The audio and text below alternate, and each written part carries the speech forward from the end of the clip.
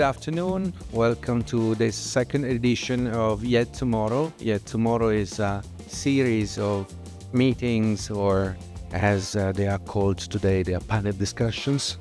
But we don't discuss, we just talk, right? So all the people here you see are friends, and with them we know each other since a long time. With you, no, you're quite recent, but we have friends in common. So I would like you to introduce yourself as a first thing. Thank you, Danilo, and thank you, Dobrila, for inviting me. Wonderful to be the Corso. Always lovely. My name is Kaat Debo, and I'm director, chief curator at Antwerp's Fashion Museum. I have a background in literature and philosophy. I studied in Antwerp and Berlin. Lots of people, when they hear that I curate and that I'm the director of the museum, lots of people ask me, did you study fashion design? And then when I say that I studied literature, they're very, very surprised. But at that time, it was not possible to study fashion curation. It was just non-existent. So I learned to curate by doing it. The beginning in 2002, I started in 2001 as a very unexperienced curator, together with Linda Lopa, who at that time was director of the museum. She also didn't have any experience in curating, so it gave us a lot of freedom, but we also made a lot of mistakes. I think I've always cherished the aspect of making mistakes. I find it important to learn by making mistakes.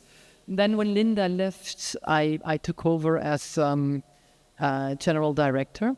So yeah, I've been at the museum for almost 25 years. Voila, that's it.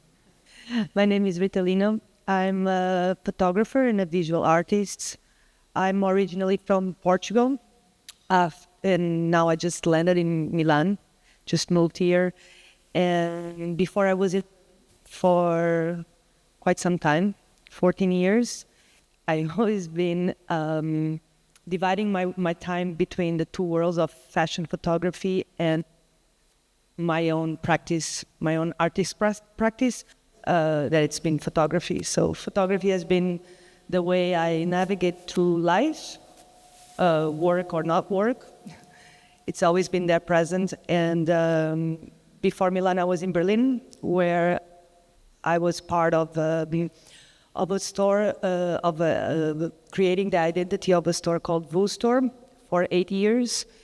And in the meanwhile, as a freelance photographer, I work with brands like Courage, Calvin Klein, Adidas, among others. Worked with several magazines, still do. Yeah, and that's it, pretty much it. Hello, my name is Dobrila Denegri. First of all, of course, thanks Danilo for inviting us. It's really fantastic to be here. For me, it's always a problem to say where I come from, because I come from a place that doesn't exist anymore. I'm from a city that was the capital of 4, maybe 5 different countries in the last 30 years, so Belgrade. And I came to Italy in the 90s, and my background is in art history. So I am a curator. I worked as a curator in a museum. I worked as a director of museums, and right now I'm independent curator. But at the same time, also I'm very engaged in teaching, and in particular teaching the subjects connected with fashion. Hello to everyone, and welcome into this glorious white space, because white space, of course, is where all the creativity begins. Thank you, Danilo, and thank you to everyone here. I'm really thrilled to be here, because I'm sure that you're going to learn so much from what Danilo is going to ask us and present to you. So my name is Elizabeth Bowring, and I am a trend forecaster, but really and truly, I'd like to call myself a creative strategist. And there will be a difference, you will learn. My background, of course, originally, I was a fashion designer, and then I moved into colour. And from colour forecasting, I then moved into trend forecasting, and I was head of catwalks at WGSN and I learnt so much there in the 8 years. And in that time, I was fortunate enough to meet Danilo. Well, actually, Lizzie, so let's start from you, because the question is, the first question is related, because we first met in Kiev. And then in London, if you remember, we had a tea. Yes. And then in Florence, as you said, for teaching. And then Milan. This is Milan. So it's all about very important cities with different histories. So we talk about space, city, history, but at the same time, you're a trend forecaster, so the future, not the history, you know? So the point is, when I think to the future and the past, to me, in my mind, they work in the same way. And Danilo, I think you are right.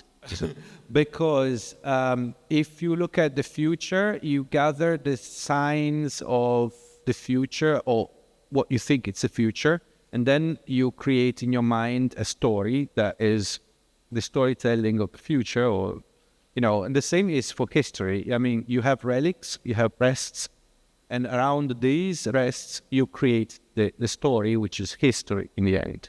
It sounds quite obvious, but it's opposite, so it shouldn't be so obvious. Is the past helping the future? Knowing the past, I mean, like also for example, students or researchers, you know, to attend historical cities and understanding the future from there. Is it possible? Is it better? Is it doesn't matter, or how? As far as that question is concerned, it's really important for you to understand culture and the aspects of history, because without it, there is no basis, there's no groundwork for you to work from. And so I think it's really important, Danilo, and certainly from my own background, that from the cultural aspect, if you don't have history, if you're not aware of what's gone on in the past, then I don't believe that you can foresee the future. And in many respects, I think I actually read it a couple of days ago about looking back into the past. So you can look at it as if it's looking in the rear vision mirror. We're so conditioned to looking into the future that we look in the rear vision mirror, but only fleetingly. So I would encourage everyone to look a little longer into the rear vision mirror and identify the rhythms that come from culture, because those rhythms will inform the future. When we talk about brands, I think that, and certainly I'm sure that is something that's really relevant, we can talk about brands and think about dipping back into the archives, but it's not just dipping back into the archives, it's also dipping back into the culture that started those brands. And I think it's all relative. It joins hand in hand with much of what we're looking at now. Does that look after your answer? I can go on a little bit more. We can even talk about historical depths. We can talk about the algorithms, because we're so used to algorithms in this day and age, but algorithms are clinical. Whereas when you look back, I mean, just when I first arrived here and I had the opportunity to have a look at the books that are on display, I wanted to buy so much. And then I thought, how on earth am I going to carry this all back to London? But the amount of culture and history that's involved in even those books over there, I think it should just excite you and make you want to be even more creative. It's when the algorithm fails that you have something new, actually. You know, so failure becomes a way to produce novelty, a way to produce something new, or a creative tool anyways. We will talk about that. Thank you. That's all right. Thank you. We stay in another city now. So you mentioned Linda, and she is our common mentor. So that's why we meet, and we met and still meet. Antwerp is a symbol. It's a city that gave life, at least creative life, or working life, to so many designers who wrote the history of fashion and still write. because we saw the new Margiela collection now. It's very Antwerp, very, very Antwerp. What is the Belgitude?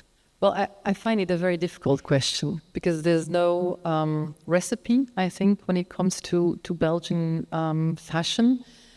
I'm asked that question many times, and every time I give the same answer, say like it's very hard to. That's why I'm asking. Yeah, but I do think that maybe part of the answer is that is in how we foster talent and how we educate talent. There are two important fashion schools in Belgium. There's first of all the fashion department of the Royal Academy of Fine Arts in Antwerp, and then there's La Cambre in Brussels.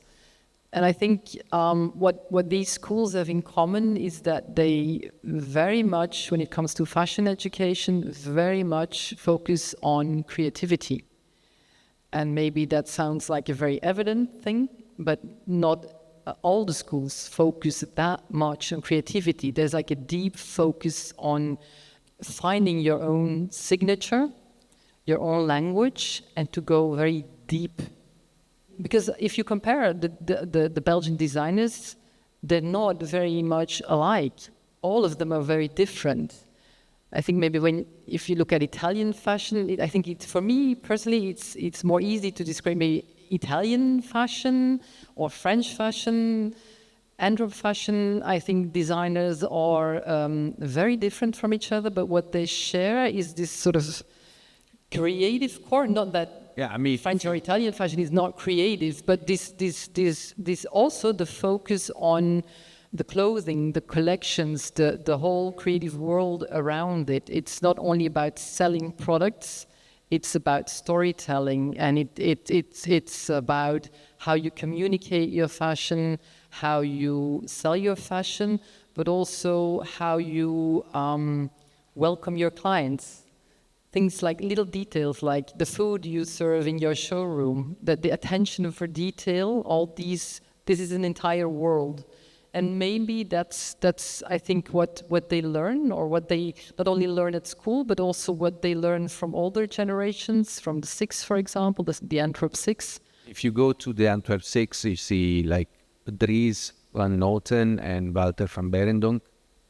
They're completely different, but I would say opposite, more than different. Absolutely, and very well defined, consistent in decades of career, and very, very, very clear. But what they've learned from each other, and maybe that goes back to something you mentioned, the aspect of community, is to create an ecosystem. I think even before the word existed, they were building an ecosystem already at school, making friends, other designers, stylists, photographers, artists, partying together, learning new people by meeting each other also outside of school. And I think that's something that the younger generations today can learn a lot from. You have to connect with others. You have to connect with other creatives, because fashion is not an individual job. It's not an individual thing. It's teamwork. It always exists in a team. Yeah, that responds also to the question of how a local community can impact at global level today. So maybe a kind of a tribe also professionally? Yeah, because you mentioned Glenn Martin's show, his debut at Margiela. If you look at the team, it's Inge Grognard doing the makeup, It's Olivier Rizzo doing the styling, it's Senjan Janssen doing the soundscape. It's really, they're sharing. Creative Senjan has done amazing soundscapes for Heide Ackerman, for Dries van Noten. Inge Grognard has been a makeup artist for almost all of the Belgian designers. So it's this, going back to creatives they often have already encountered at school. Well, it's an interesting perspective. I've never thought about it in that way, because indeed we had a very rich history in textile manufacturing going back to 14th, 15th century. We lost almost all of it in the 70s. And actually, when the Antwerp 6 graduated, there was this large government plan called the Textiles Plan, and it was a plan to fund or to rescue the textiles industry, and a crazy amount of money went to the manufacturers. They were investing in new technology, new machines, and a small part of the budget went to creative talent. And thank God there was this small budget for the creatives and for the talent, because it helped the 6 manufacturing or producing their collections, which they could take to London and afterwards to Paris, and the rest is history. But yeah, it's an interesting perspective that the loss of an industry forced them, because I think we struggled a lot. We struggled a lot with our identity. Who are we as Belgians? And when the 6 started their career, most of Belgian fashion brands had either Italian names, English names, or French names, because they were not confident that the Flemish name would be commercial enough, which is also very interesting. And the 6, for the first time, went to London with collections or with brands that carried their own very hard to pronounce names. Yeah, and this is also a topic that matches with what we said with Lizzie, like the past and the future, how they influence each other. So, Dobrila, so since I know you, you have always worked at the intersection between art and fashion. In curation, what is distinguishing contemporary art curation from fashion curation, and what instead connects them beyond methodology, knowing you again?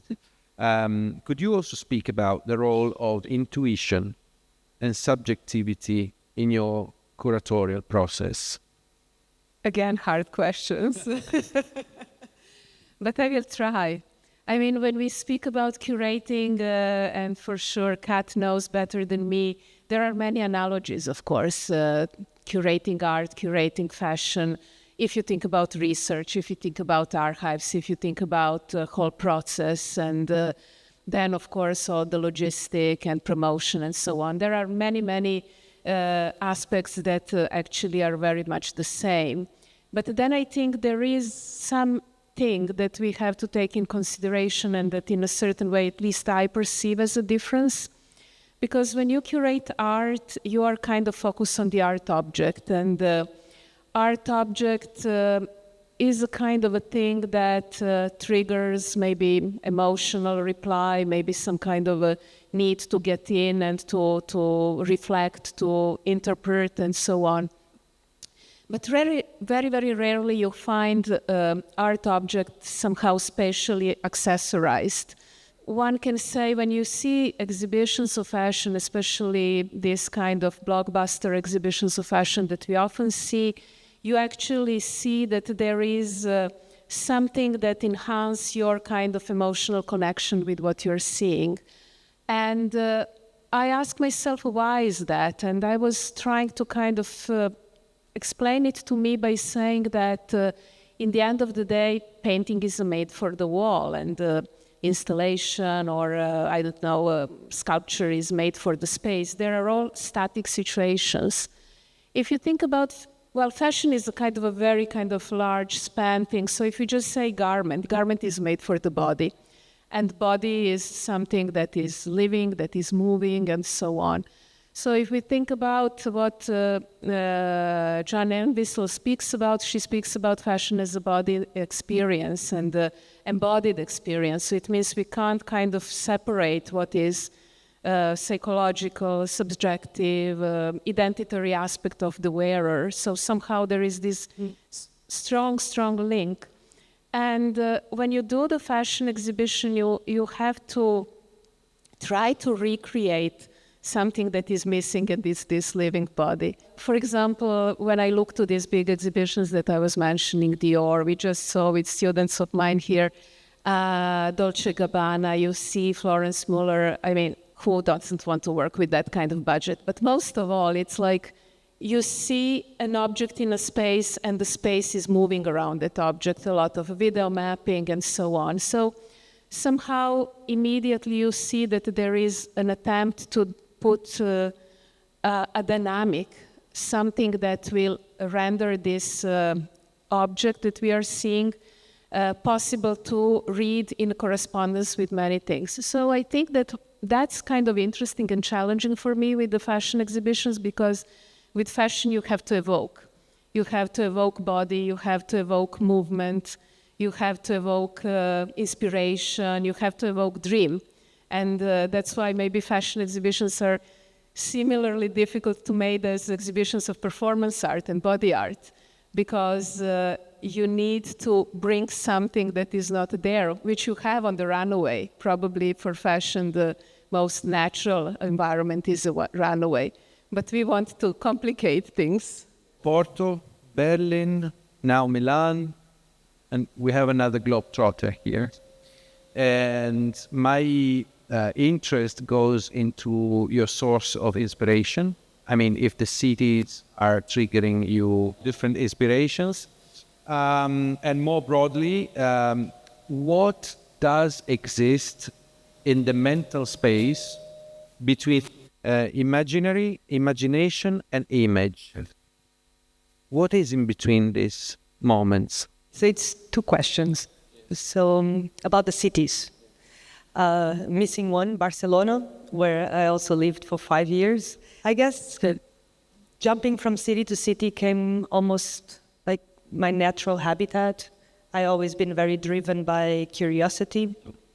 And moving from city to city just sort of gave me this space to recreate myself and to explore myself different ways over and over again, to learn other ways of being, learning other cultures, learning, for example, Portugal is home, so dealing with home is already a lot. And for example, Berlin really teach me how to not be afraid and experiment.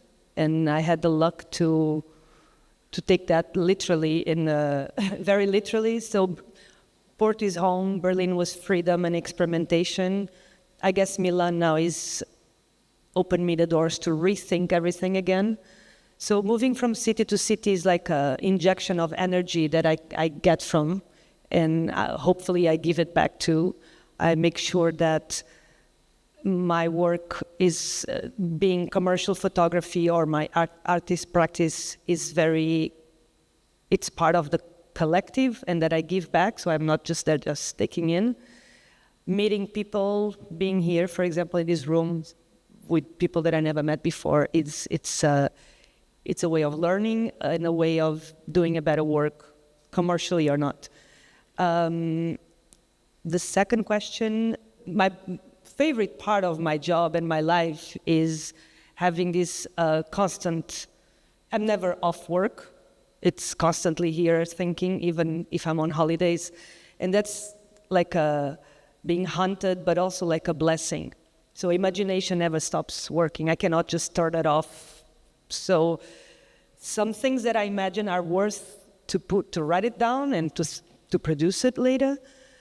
But I would say that in between that favorite part of mine, that it's my imagination, that the sky is the limit, what it comes after is the exciting part and almost like a rush. It's when I start connecting the dots. For example, for a fashion shoot, for a campaign, there is an idea, and the moment you start collecting the dots, choosing the team, choosing the spots, that's when things become reality. And it's also a beautiful way to work because the imagination of me alone thinking would not be anything if I don't have the collective. So this is something about moving from city to city, is also about to learn how to speak different languages. Italian, it's coming. How to learn different languages, how to be in different cultures, because when you are working commercially or not, the environment, to know when to listen, to know when to say no, to know when to say yes, to involve everyone and having that excitement, that's what it's in between the imagination and the final result. And a lot of times that a lot of error trial. That's how things are created, especially on my books, on my exhibitions.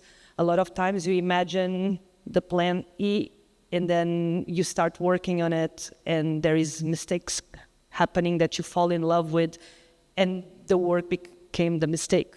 So it's not having barriers and just... So we go back to the concept of mistake, error, escaping from what is predetermined. Yes, I think sometimes having those barriers around and feeling a bit constrained, it's good because then you can break it. It's just important to understand, to have the perspective to know when a mistake is good. Not every mistake is good. So it's also about being more intentional. Here I need something from Lizzie. Like, we always talked about trend forecasting. Immediately in my mind it comes like a series of data or signals that are not quantitative but qualitative maybe. And then according to these signals and data, you come with a scenario that you contrast, you can create and then make people trust it's the future truth or reality or whatever, or however you want to call it. But lately, I heard the definition of strategic foresight, which sounds to me a bit more inductive, intentional. So like if you already have a strategy and you want to prove it. So how does it work? Is it an evolution? It's something different? It's something that we should learn inside trend forecasting or what? Thank you, Danilo. That's very interesting. And you're quite right. However, I have my colleagues here who each one of them have made me smile for the simple reason is that they've used some really important words. And the words are creativity and emotion and making mistakes and learning from that. And with trend forecasting, it is, you're quite right, it's quite deductive. Whereas strategic foresight is inductive. So therein lies two really important words, deductive and inductive. So trend forecasting is really for the now. So it's really easy to forecast. So you can look at catwalks and you can start to see what's going to happen in 6 months, 12 months. But strategic foresight is something much more emotional. And I liken myself, forgive this terminology or analogy, and for those of you who might have done science or biology, I often liken myself to an amoeba. So, it conjures up all sorts of ideas, doesn't it?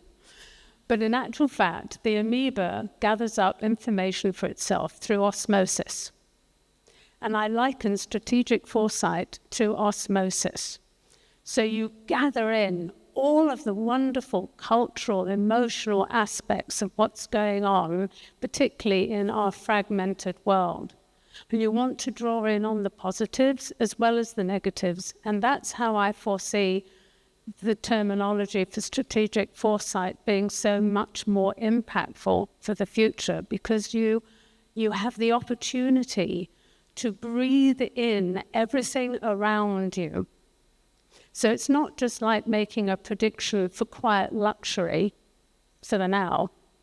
In actual fact, if we really think back to it, and I know that we talked about this in the past life, Danilo once asked me, what did I think was the most important turning point in our lives? Well, certainly for me, it would have been the 60s. But for most of us, it was the pandemic. But think back to the pandemic and think back perhaps the year before that in the 2020s and what was happening to fashion. And fashion was going through a monumental change even before the pandemic. Now, if you were smart enough to think about what the future might hold, you would start to see, gathering up all the cultural aspects, the global implications, you would start to feel that there's a change coming. Okay, so the pandemic came. So what did it do to each one of you, to your lives, Just think about what it did. Did it change the way that you lived? Did it change your aspect in your home? Did it change your colour? Did it change the way that you cooked? All the home creature comforts. All of a sudden there's a change, and if you tap into those, as we called them, weak signals, then you can start to make the trajectory towards where we are now in 2025, on what is one of the biggest trends that most of us are embracing. It's wellness and well-being. And where did that start? It started the pandemic. So you can see how strategic foresight, if you're clever enough, and also remember that your gut instinct is also really important. If you tap into this, use your emotions, use your idea of strategic foresight, and then you can come up with where we are now, because businesses need to know that. They don't need to know what is the right color right now, because anybody could work that out. But no, not everyone can work out what's going to happen in, say, 2 to 5 years' time. Even though last time we had a pandemic, then we had 2 world wars. A lot of creativity between the 2 wars, but we had 2 world wars. So I hope that's not the case, Hopefully that's not the case, but it certainly does. It does impact our emotions and impact the way that we think for the future. However, this topic, I'm very thankful, because I always thought that what comes on the catwalks and is taken as a matter of trend forecasting, in my opinion, it's already old. It is. So what goes on the catwalks is already old, because it's already something there ready for selling, So, and this brings me to the to the question that I have for Kaat. So what tensions or harmonies do you observe between the fashion as a cultural artifact and fashion as a commercial industry? I understand that most likely you heard this question 1,000 times, but I'm posing this question now because if you look at managerial activities like brand management today, it looks more and more as a form of curation and less as a form of management. I think it's not a new question, but it's still a very, very relevant question, I think, especially today. Fashion is often categorized as an applied art or as a creative industry. And what attracts me to fashion and to fashion curation is especially the tension between fashion as culture, fashion as art, and fashion as a very dynamic economy. I always say that as a fashion museum, we are with one foot in cultural heritage and with another foot in an active and dynamic economy. And that involves that you have to balance these 2 worlds all the time. In the 25 years that I have been working for a fashion museum, I saw also the dynamic between these 2 poles, let's say, change. I think especially since the big fashion houses or brands discovered fashion curation as a marketing tool. They discovered fashion curation or fashion exhibitions as a way to do their storytelling. But what is very important, and it's very interesting, there's nothing wrong with that, but what's very important to realize is that the intention for a fashion brand to curate a fashion show is very different than the intention a museum, and especially a public museum, does it. A fashion brand in the end sells products. A museum doesn't sell products. Our goal as a museum is to inform, to educate, to reflect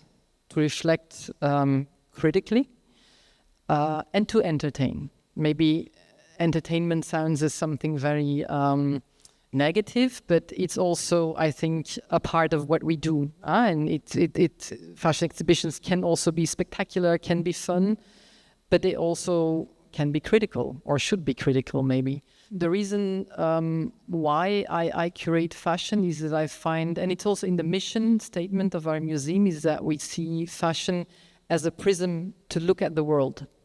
And fashion is much more than clothing. It's a way to look at the world, to look at our society, and that's what we try to bring within the museum. And I feel it's different when a brand curates a fashion exhibition, because it's a way to sort of narrate the heritage. And heritage for a brand does not always equal historically correct. And of course, a brand is free to tell their history or to even rewrite their history, but not the way a museum approaches it. And I feel that in the past years, especially since brands also started funding exhibitions of public institutions, that it became very blurry. If you're funded by a brand, you should also reflect in a critical way about the sort of creative freedom you have as a museum. Are you then entirely free to program what you want? Or are you obliged to program certain brands or certain designers?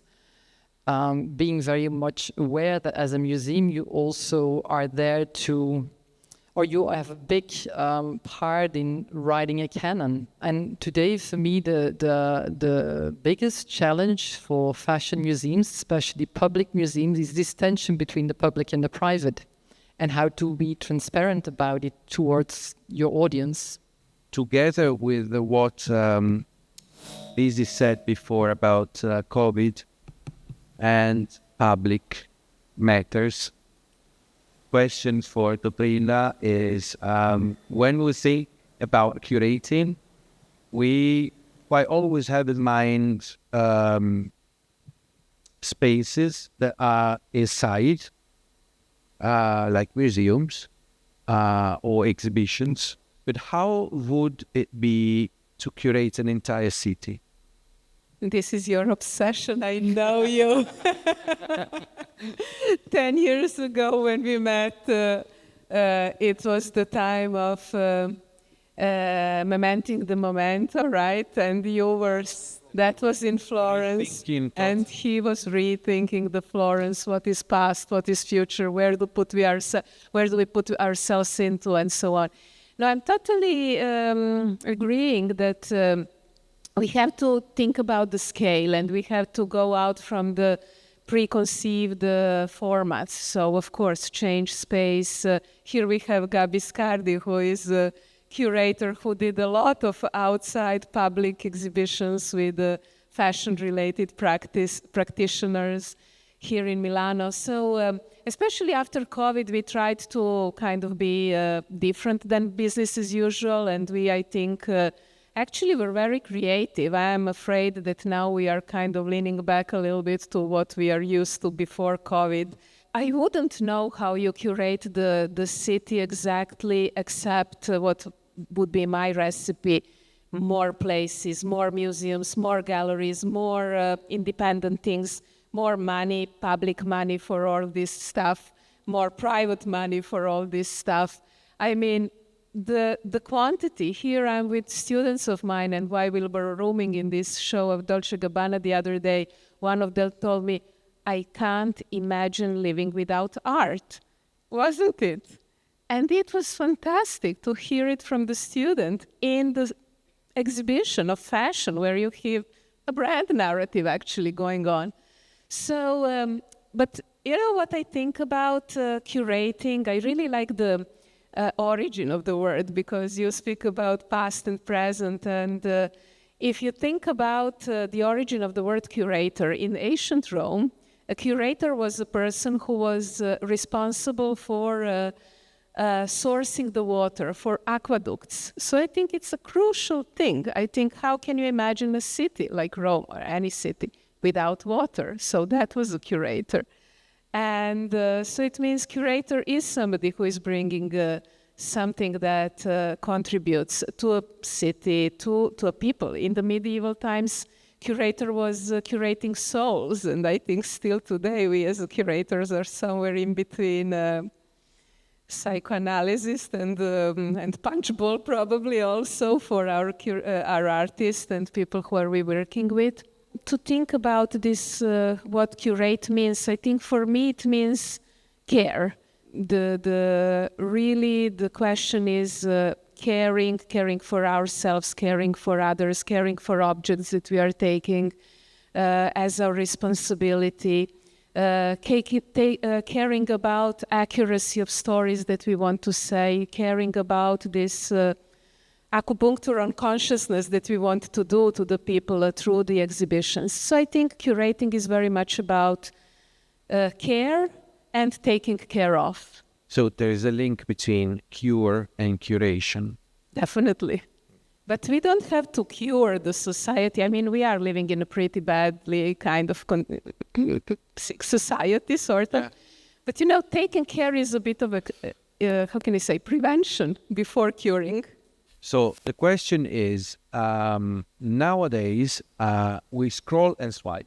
The way we judge pictures is very fast and very instinctive, which makes it shallow from one hand, but even deeper and deeper from the other end, because instinct is the deepest part of our brain. So if a picture passes that exam, it means it's very strong, naturally, let's say. Another element that I see around in photography today is you have a lot of different instruments of every kind, from the cell phone to the rediscovery of ancient methodologies. But beyond methodology and beyond, technicalities, maybe what really matters is the content. I don't know, like there was a moment in history when, this is a big question, sorry for that. There was a moment in history when photography took over painting. So what is the future now of visual arts? Is it about anthropology, semiotics, or it's about what? It's a very big question. Super big. We can stay here for 3 hours if you... I don't know. I probably don't have an answer to that. I just think that there is at least this is very subjective, my answer. I don't know the truth of, anything but my own. So I think there is a difference between image making and photography. And I think that as myself, as someone that works in a commercial field, I need to be open to whatever it's coming. I need to learn. I need to maybe put my old camera down and learn new technologies. I need to be open for it. I believe that we all are a little bit afraid of changing and a little bit afraid of what's coming next, and we all want an answer very fast. I still remember when I was doing a master's in editorial design, 2008 in Barcelona.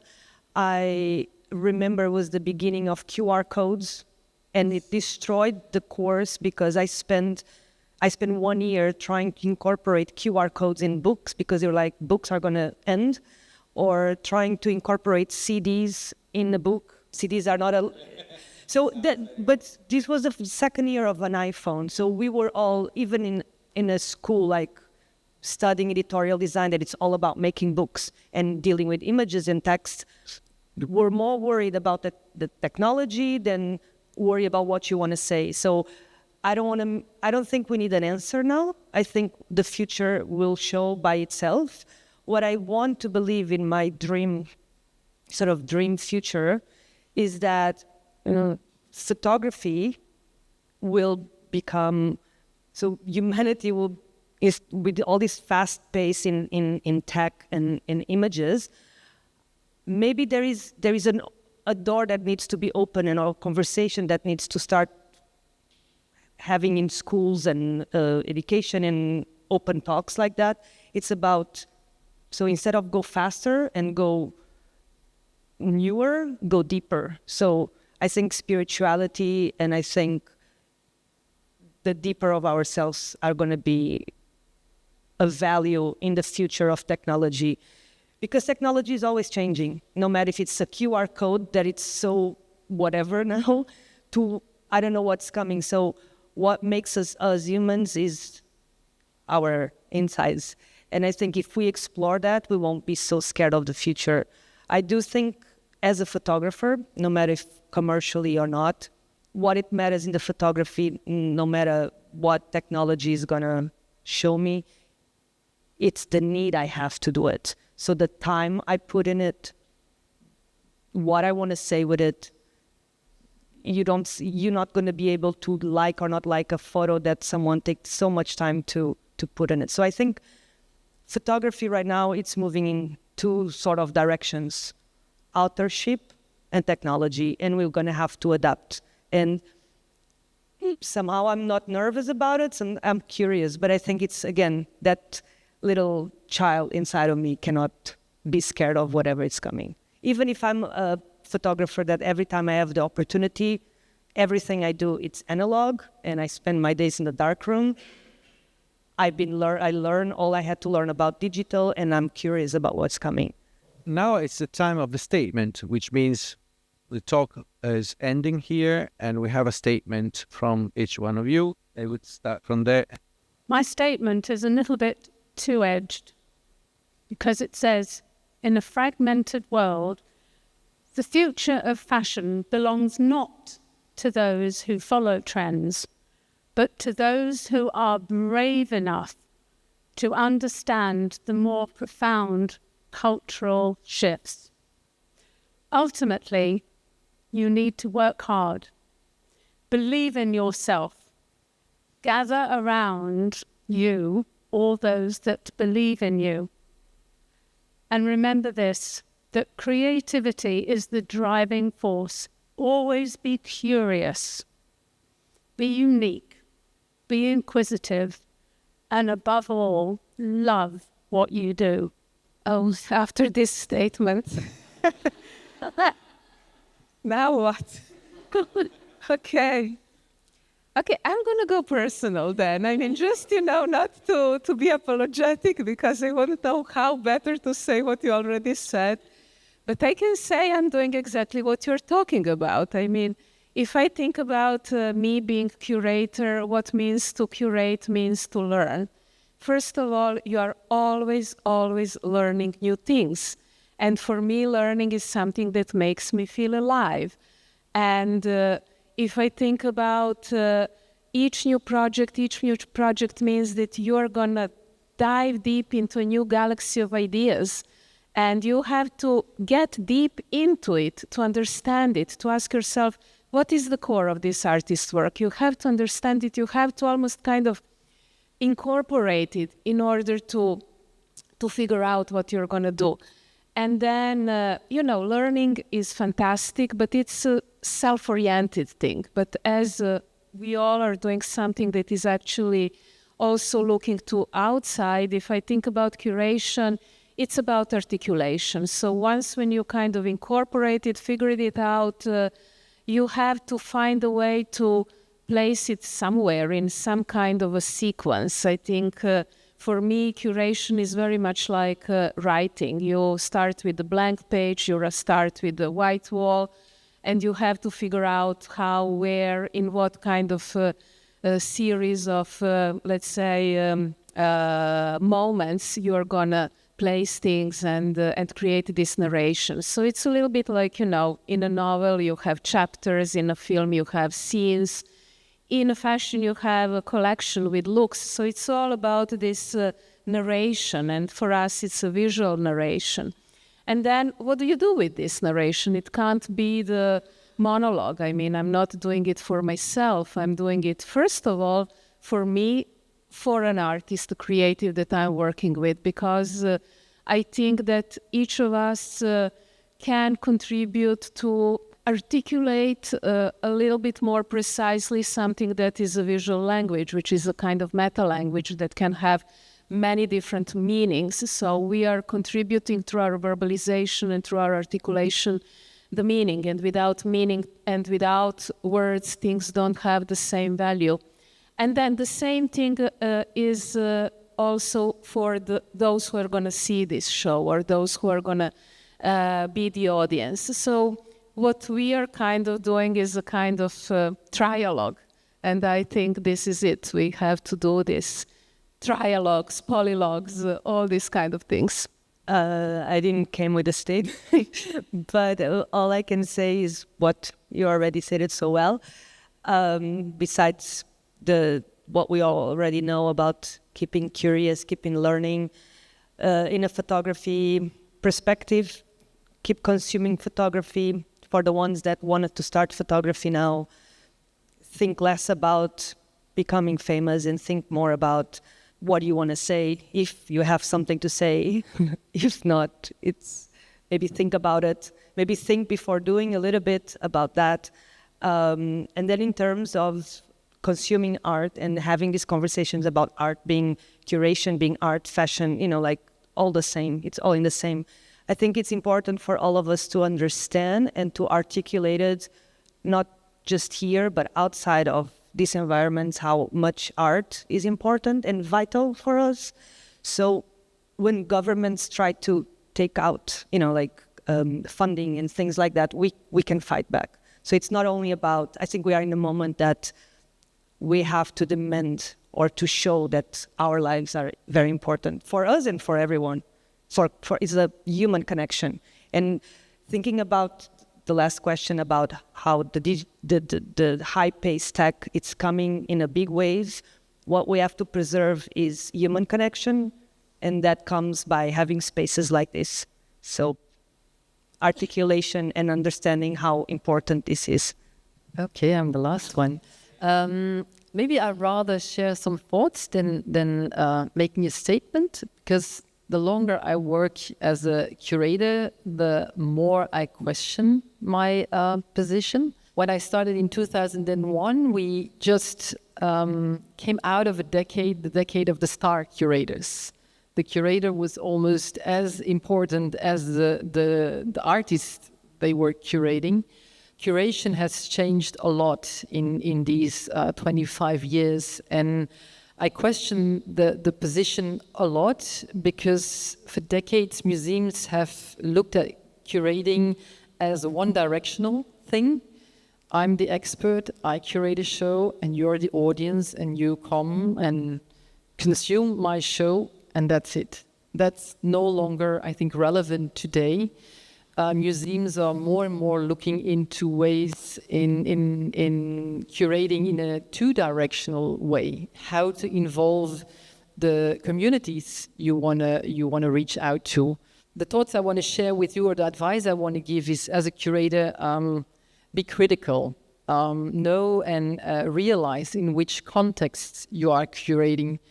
Are you curating in a museum context? Then realize how your museum is funded. Are you curating for a brand? Are you curating outside of the museum space?